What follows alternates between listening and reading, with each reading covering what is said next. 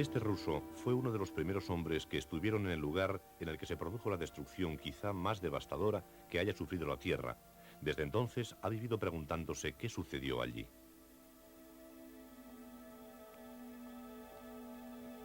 Hace 50 años cruzó a caballo y en trineo los desiertos helados de Siberia para investigar el cataclismo impresionante de Tunguska.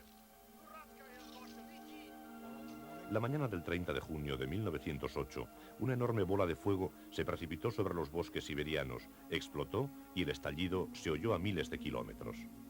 La onda expansiva destruyó árboles en un área del tamaño de Londres y Nueva York juntas.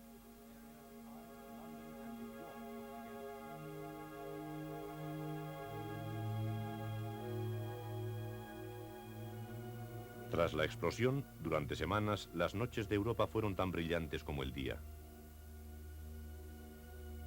Estas imágenes fueron tomadas después de medianoche. Ha pasado el tiempo y se amontonan todavía las teorías sobre qué fue lo que cayó del cielo aquel día de junio. ¿Fue un meteorito de proporciones colosales? ¿Fue un agujero negro del espacio intersideral? ¿Una bomba atómica mucho tiempo antes de ser inventada? ¿Pudo ser una nave espacial? Un misterio sacado de los archivos de Arthur Clarke, autor de 2001 Odisea del Espacio e inventor del satélite de comunicaciones. Actualmente vive en Sri Lanka y ha estudiado el enigma de la gran explosión siberiana.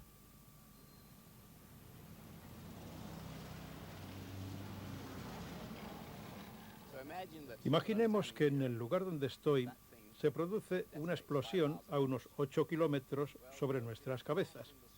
Habría en el cielo una luz tan brillante que el sol, en comparación, sería una bombilla de pocos vatios.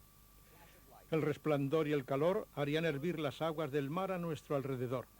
La ciudad se incendiaría al instante. La onda expansiva, el choque sería devastador. Pulverizaría todo. A este choque no se le puede llamar ruido. Arrasaría todos los edificios, menos posiblemente el que se encontrara en la vertical de la explosión. Eso pasó en Hiroshima. Los edificios situados bajo el centro de la detonación permanecieron en pie. Pero estamos hablando de una explosión 1000 veces más devastadora que la primera bomba atómica de Hiroshima. Misterios del mundo, por Arthur C. Clarke.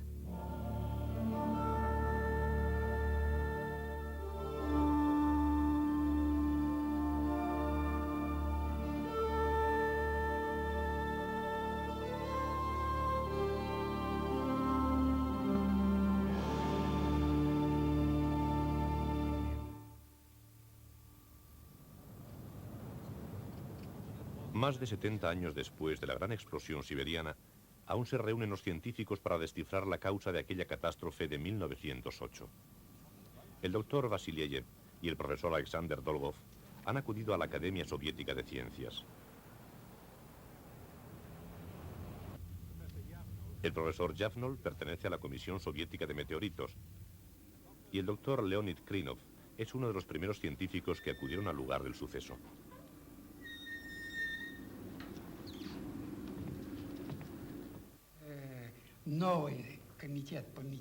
Las discusiones continúan, porque hasta la fecha no hay certeza de lo que sucedió aquella mañana de junio en el corazón del desierto de Siberia. La investigación sobre el misterio de aquella explosión comenzó en 1921, después de la Revolución Rusa. Una de las primeras instituciones que fundaron los bolcheviques en Petrogrado fue la Academia de la Ciencia. Se había decidido que el nuevo socialismo científico debería estar también en vanguardia de las ciencias naturales.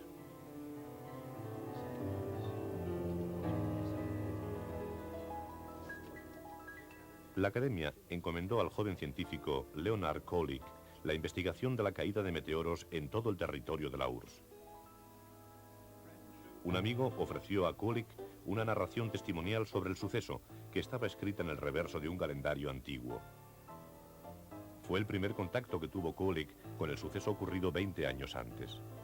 Era una época curiosa. A mucha distancia, en Inglaterra, el Daily Express informaba el 3 de julio de 1908 sobre el calor inusual que hacía aquel verano y añadía: por primera vez, que se recuerde, ocurre el fenómeno extraordinario de que los trenes nocturnos circulan por Grampian Hills sin luces. Un jugador de golf escribió al Times diciendo que en Brancaster, en el condado de Norfolk, a las 11 de la noche había luz suficiente para jugar y que él mismo se había levantado a la 1:15 de la madrugada y había podido leer un libro en su cuarto sin encender la luz. Esta fotografía de la iglesia Whitekirk, en Leeds, fue sacada varias horas después de ponerse el sol. Y esta otra, de una casa flotante, en Gloucester, fue tomada hacia la medianoche. La gente creyó que era una aurora boreal que iluminaba toda la costa este. La Real Sociedad Meteorológica registró una sacudida muy violenta en el sur de Inglaterra, seguida por las vibraciones de una corriente de aire que dio 2 veces la vuelta al mundo.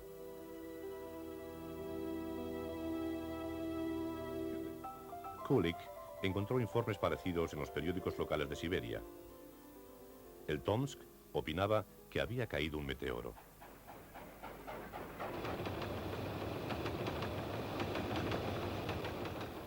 Con estos pequeños reportajes, Kulik tomó el transiberiano de Petrogrado, atravesó la Rusia europea y media Siberia y llegó a la pequeña estación de Taiset. Desde allí, él y sus ayudantes se dirigieron al río Angara.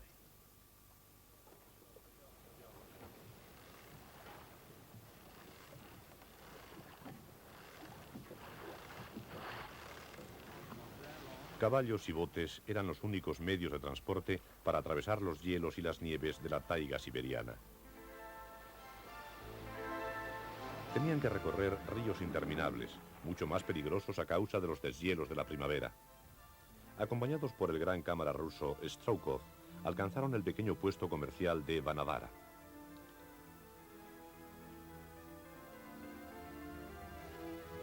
Sus habitantes, los mongoles de la tribu Avenki, comercian con pieles del territorio de caza del río Tunguska. Habían pasado 20 años desde que ocurriera el terrible suceso de 1908, pero como recuerda el doctor Krinov, todavía lo conservaban muy vivo en su memoria. Allí estaba Uchav Khan Smernov. Le hice preguntas y me contó con todo detalle cómo había sido arrastrado desde su portal por una ráfaga de aire. Fue literalmente arrojado de su portal y perdió el conocimiento. Su hija, una muchacha joven, estaba en el río con un amigo cuando oyeron el estruendo y las explosiones. Volvieron a casa y le vieron tumbado en el suelo.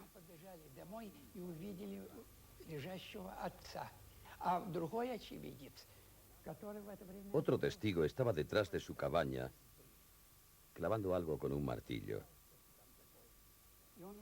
La cabaña estaba entre él y el lugar de donde vino la onda expansiva. Sin embargo, sintió cómo le quemaban las orejas igual que si las hubiese metido en un baño de agua hirviendo. Le ardían las orejas. Se las protegió con las manos y se metió dentro de la cabaña. Luego todo había terminado.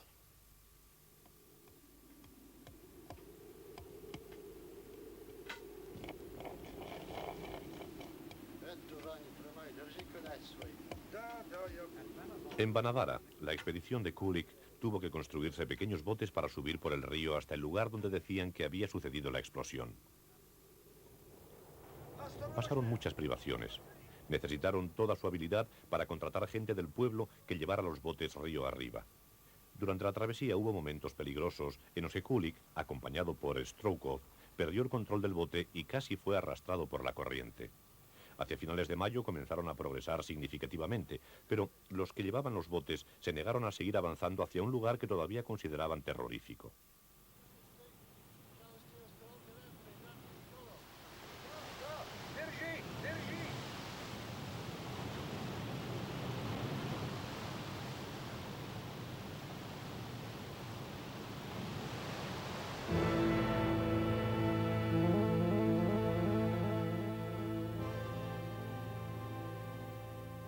Por fin alcanzaron, en la parte superior del Tunguska, aguas más tranquilas y llegaron a la desembocadura del río Chombi.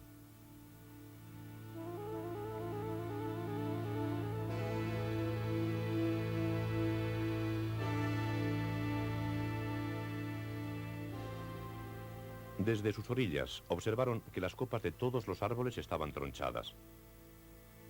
Terminada la travesía del río, escalaron a través del bosque arrasado y al llegar a la cima el espectáculo era escalofriante.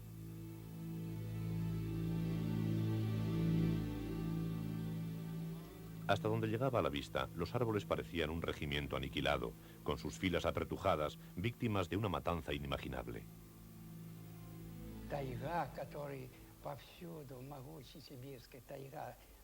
El tigre, el terrible tigre siberiano, había sido en toda su extensión una masa espesa de árboles sin claros. Pero ahora, de repente, veíamos un bosque arrasado en todas las direcciones. Los árboles que habían crecido tras la explosión eran todavía pequeños y estaban cubiertos por la nieve.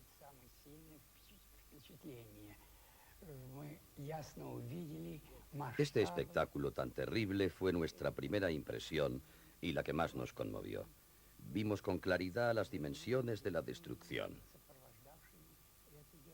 Quedamos profundamente impresionados. Kulik, Krinov, Stroukov y sus ayudantes atravesaron durante días los restos de árboles desnudos y arrancados. No sabían la distancia que faltaba para llegar al centro de la devastación.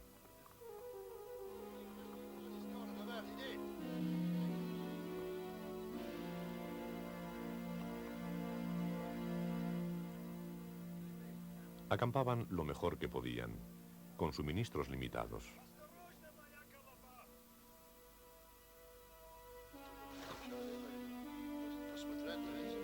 Hasta la pesca resultaba peligrosa.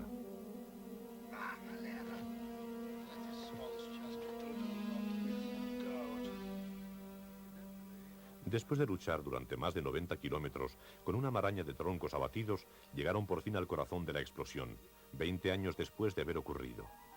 Kulik llamó al lugar Pantanos Sur del Tunguska, centro geográfico de 1.600 kilómetros de devastación.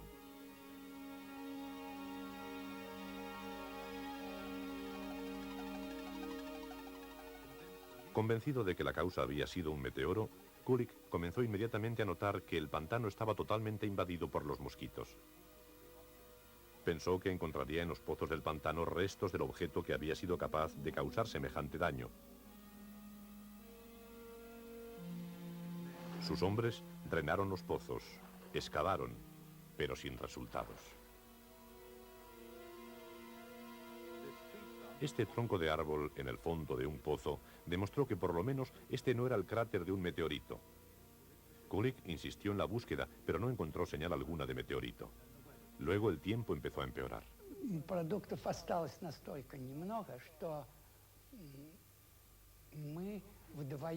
Quedaban tan pocas provisiones que enviamos un hombre a Banavara con pieles de ardilla para obtener dinero y comprar comida.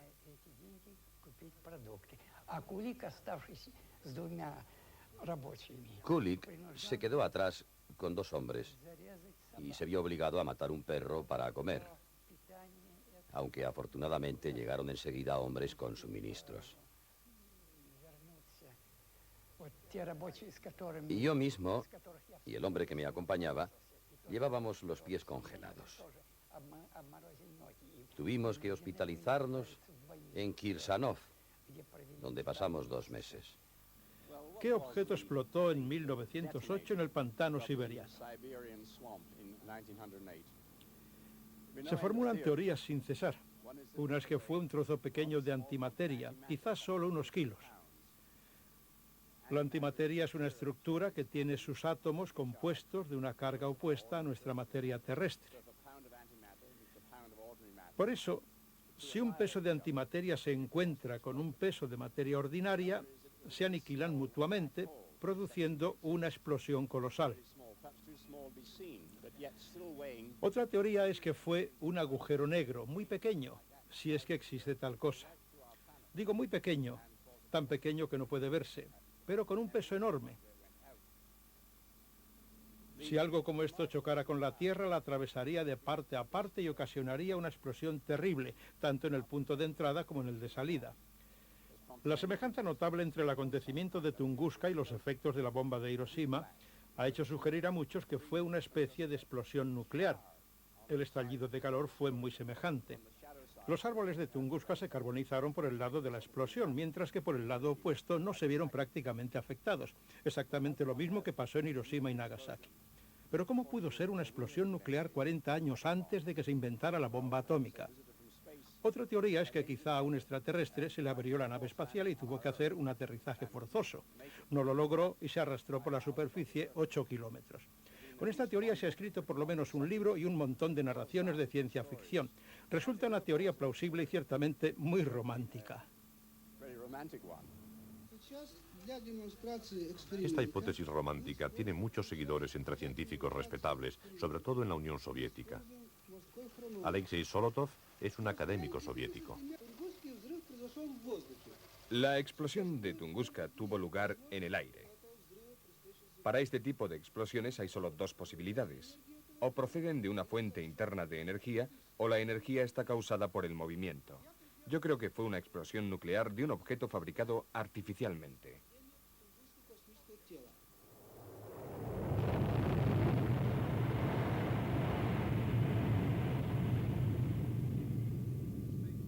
La teoría de una nave espacial surgió después de las explosiones atómicas de los años 40 y 50.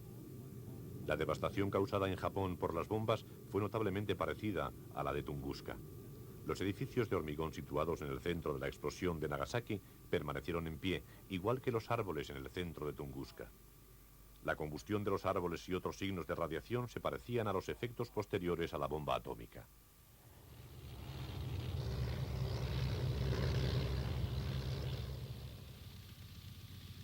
Kulik fue muerto por los nazis en la batalla de Moscú, y hasta 1958 no se organizó la primera expedición de posguerra. Entonces ya se podía llegar por avión a Vanavara. Sin embargo, los medios seguían siendo precarios. Usaron botes inadecuados y necesitaron a los pastores locales de renos para transportar los suministros. También necesitaron mucho coraje para volver al sitio original de Kulik.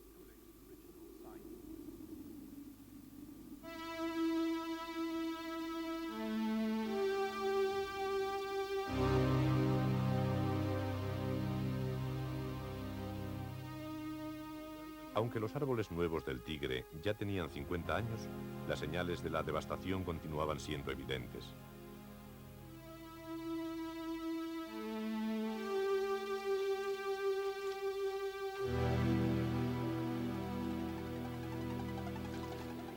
El trabajo y la investigación se tenían que hacer en duras condiciones, en un terreno infestado de insectos de verano.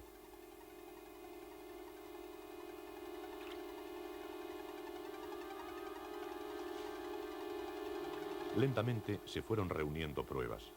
Pequeños glóbulos de sílice y de metal, empaquetados cuidadosamente, se mandaron a analizar. Iban a proporcionar una pista importante. Continuaban los ecos de una explosión nuclear. En primer lugar, estaba claro que el estallido de Tunguska, igual que el de Hiroshima, había sido en el aire. Nadie había pensado esto en 1908. Pero los rusos quisieron comprobar con un experimento preciso lo ocurrido. Resultó verdad. Lo que devastó el Tigre en 1908 explotó en el aire a unos 8 kilómetros de altura. Los investigadores vuelven todos los años, en avión y en helicóptero, con equipos sofisticados, y han descubierto efectos genéticos extraordinarios. Parece que hay varias mutaciones de especies en insectos y algunos han sobrevivido entre los esqueletos arrasados de los árboles.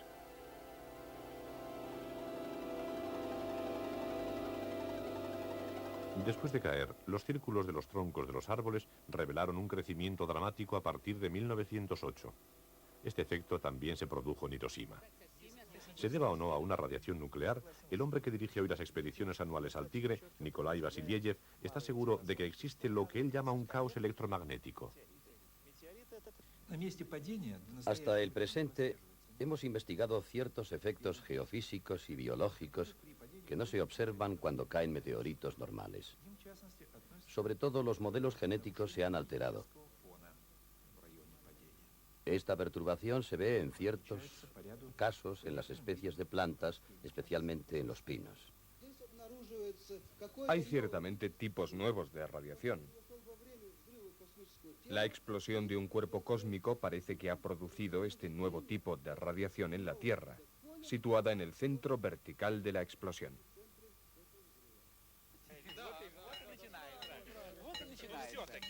Почему, так сказать, не видели этой кометы раньше? Это объясняется очень просто. Porque в 2008 году La discusión continúa entre los expertos y entre los voluntarios que acuden cada año a los campos de verano. Parece evidente que los pequeños glóbulos analizados contienen elementos que solo podrían proceder del espacio exterior. Lentamente se va abriendo paso entre muchos científicos una teoría propuesta en los años 30 por el inglés Frank Whipple y rechazada entonces como demasiado imaginativa. Su teoría era que la Tierra había sido sacudida por un cometa.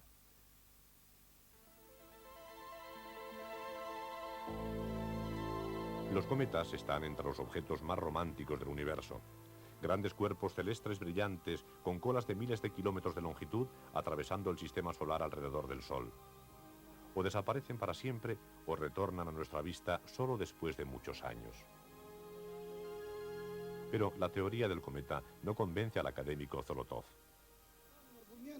El principal argumento en contra de la teoría del cometa es que, aparentemente, el cuerpo cósmico se mueve a pequeña velocidad. Para ser una explosión que libere tanta energía natural, el cuerpo debería moverse a una velocidad muy superior. En teoría, no menos de 30 kilómetros por segundo.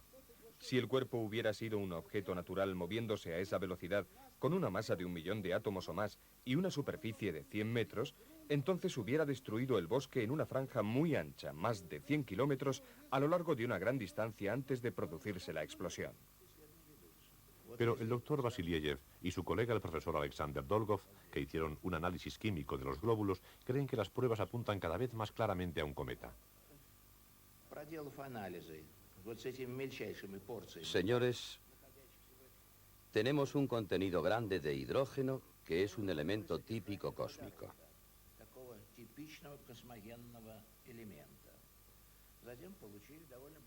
Tenemos grandes cantidades de dióxido de carbono que en estado de congelación parece que constituye la cabeza de los cometas.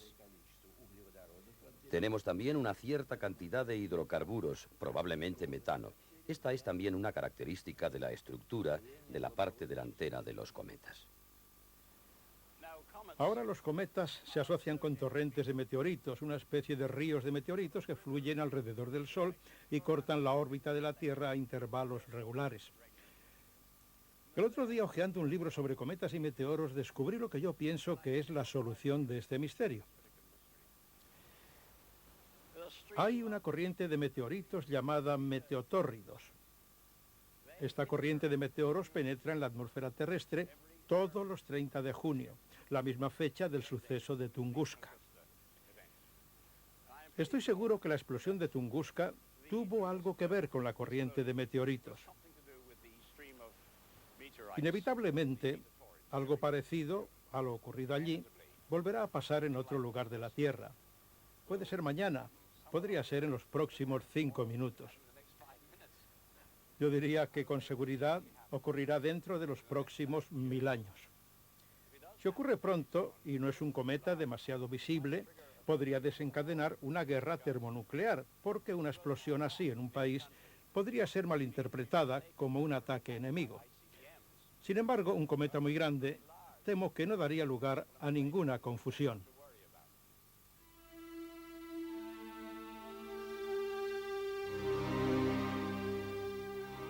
Al final de cada verano, el doctor Vasiliev y su equipo, casi con fervor religioso, contemplan el amanecer en esas regiones de Siberia, todavía remotas, donde se produjo la explosión de Tunguska.